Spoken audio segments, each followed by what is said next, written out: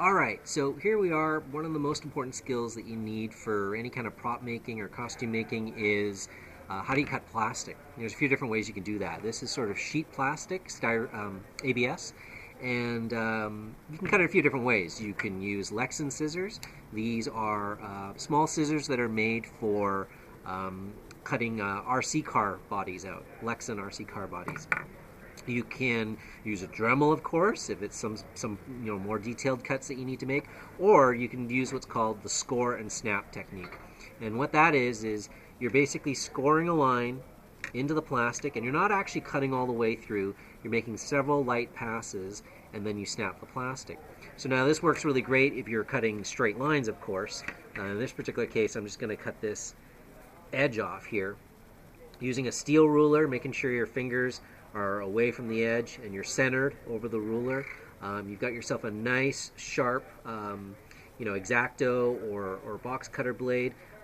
Making sure you've got a really sharp fresh blade really helps.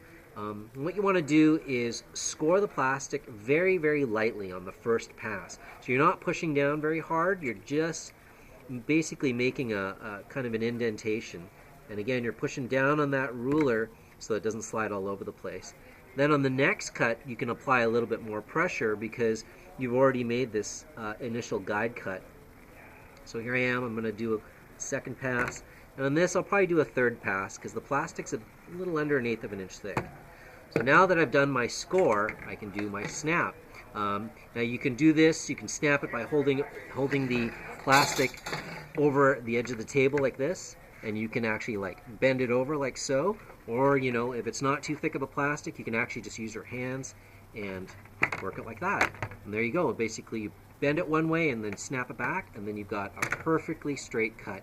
And usually it doesn't leave any sort of flashing or anything like that, but if you want to, you can kind of sand down the upper edge and just to kind of remove any sort of lip or anything like that. But otherwise it's good to go. You can make your cuts however you want.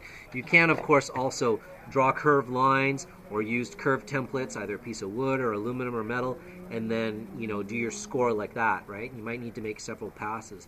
But the key thing to always remember is you're not going to cut hopefully towards anybody, and also really light pass on that initial cut, and then you can go 2 or 3 passes with a little bit more pressure, and you'll get a really clean cut.